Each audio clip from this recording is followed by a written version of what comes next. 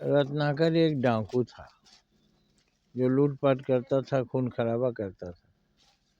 नारद जी के सानिध्य से वो सुधर गया और वाल्मीकि ऋषि हो गया। उसकी कहानी मैं अगले वीडियो में बताऊंगा। तो जब वो वाल्मीकि बन गया और जंगल में एक श्रुति हुई, अति सुंदरी, विश्व सुंदरी, जगत जननी जगदम्बा को देखकर पूछता है, बेटी तुम क्यों रो रही हो?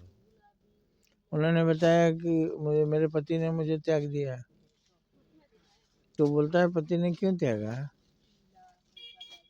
मुझे नहीं मालूम क्यों त्यागा। तो फिर तुम निर्दोष हो, क्योंकि दोषी को अपना दोष पता होता है।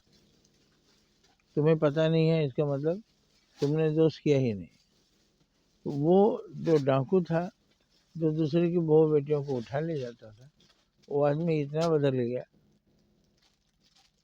कि अब दूसरे की बहू बेटियों को बेटी कहता है और बोलता है, पति ने त्यागा है ना, चलो पिता के घर चलो। पिता बनकर अपने घर ले जाता है, उनकी परवरिश करता है, 2 बच्चे लो और कुछ वहीं पैदा होते हैं, उनको शिक्षा देता है। तो बुरा इंसान कैसे बदलता है?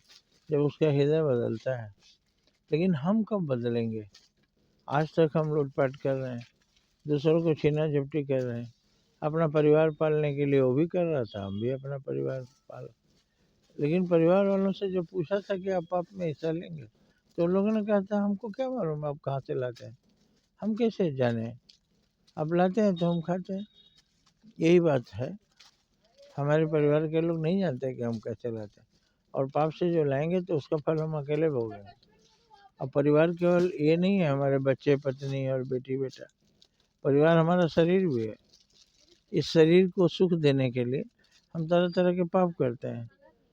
तो दंड शरीर को नहीं मिलेगा, दंड हमारी आत्मा को भी मिलेगा।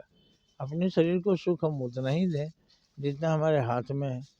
अब सुख देने के लिए हम गलत सलत काम करें, बल्कि जितना कमाए उसका आधे में ही सुख लेना चाहिए, आधा हमें दूसरों के लिए रख देना चाहिए, क्योंकि बहुत से लोग दुनिया में दुखी हैं।